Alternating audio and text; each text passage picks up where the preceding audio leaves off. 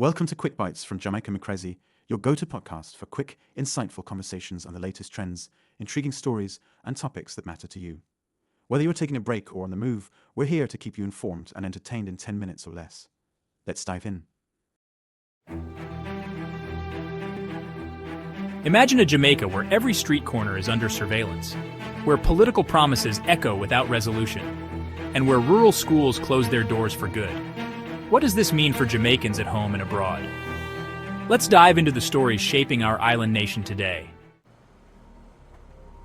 Let's start with a story that has been making waves: the increased use of surveillance cameras in crime hotspots like May Pen. On the surface, this sounds like a step in the right direction. More eyes on the streets should mean less crime, right? But let's dig deeper. The reality is that while cameras can deter petty crime, they do little to address the root causes of violence, such as poverty and unemployment. In fact, some argue that this approach merely shifts crime to less surveilled areas. What many don't realize is that these cameras are often funded by international aid or private partnerships, which can lead to questions about data privacy and control. Who really benefits from this surveillance? Local communities or foreign entities? I feel safer, but at what cost to my privacy? Her sentiment echoes a broader concern among Jamaicans who fear being watched more than being protected. As we look ahead, it's crucial to ask whether these measures will be accompanied by efforts to tackle systemic issues. Will the government invest in education and job creation alongside these technological solutions? Prime Minister Andrew Holness recently made headlines with promises of economic relief for middle-income earners at the JLP's annual conference. But how many times have we heard similar pledges before elections? The truth is, while these promises sound appealing, they often fall short of addressing deeper economic disparities. There's a myth that these conferences are purely celebratory. In reality, they're strategic platforms to rally support amid growing political heat. The focus on middle-income earners might seem inclusive, but it risks overlooking those most in need, the lower-income families struggling daily. Behind closed doors, party strategists are acutely aware of the shifting political landscape. With rising inflation and global economic pressures, maintaining voter confidence is more challenging than ever. For many Jamaicans abroad, like myself, these promises resonate with nostalgia, but also skepticism. We remember similar speeches from our childhoods, grand plans that rarely materialized into tangible change. As elections loom closer, we must scrutinize these promises. Will they translate into real policy changes, or will they remain just another chapter in Jamaica's long history of political rhetoric? In Western Jamaica, declining enrollment has led to the closure of several rural primary schools. This isn't just a logistical issue, it's a crisis affecting families' livelihoods and children's futures. There's a misconception that these closures are simply due to fewer children. In truth, they're symptomatic of broader socio-economic challenges: migration to urban areas for better opportunities and inadequate rural investment. What isn't widely reported is the emotional toll on communities losing their schools, places that often serve as social hubs and sources of local pride. It's not just about school, it's about our community's survival. Looking forward, it's imperative that policymakers address these closures with comprehensive rural development plans. Education should be a cornerstone of any strategy aimed at revitalizing these areas.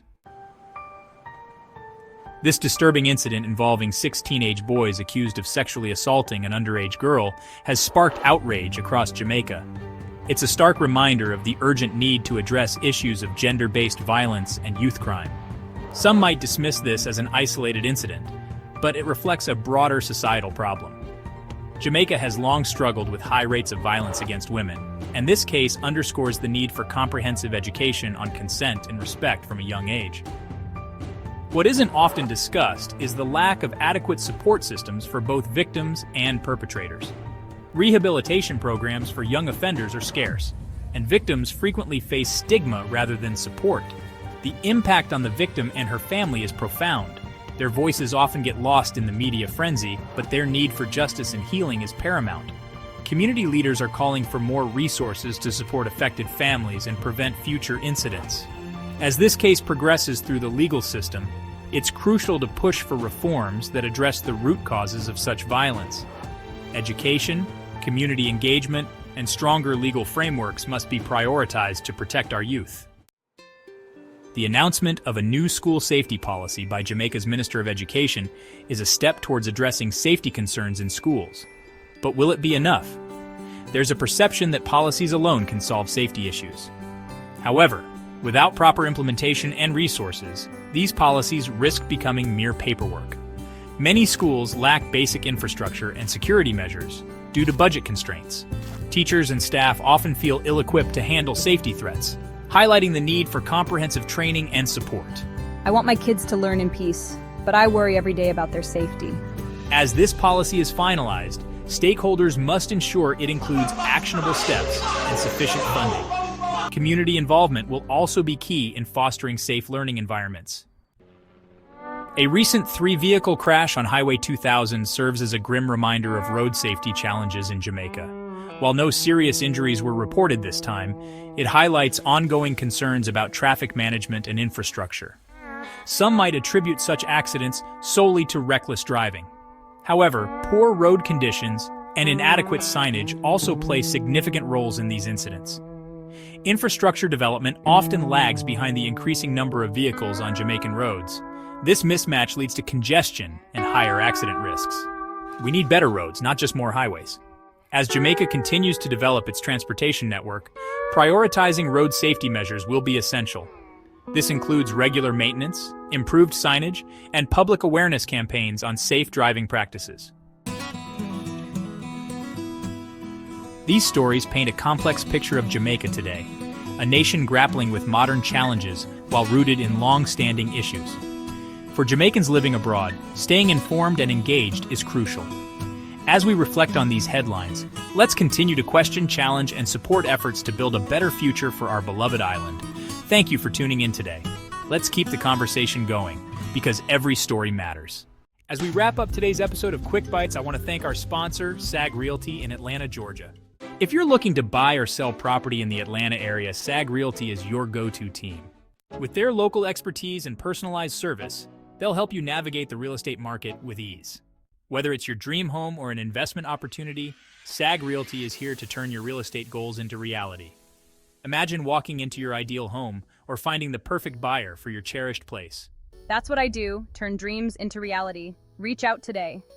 Email me at simone.gordon@kw.com or give me a call at 914-255-6651. Let's get started on your real estate journey together. Remember, the right home is just a call away. Contact me now, and let's make your real estate dreams come true. Thanks for tuning in to Quick Bites from Jamaica Crazy. If you enjoyed today's episode, don't forget to like, subscribe, and hit the notification bell so you never miss a bite-sized update. Share your thoughts in the comments and let us know what you'd like to hear next. Catch you in the next one.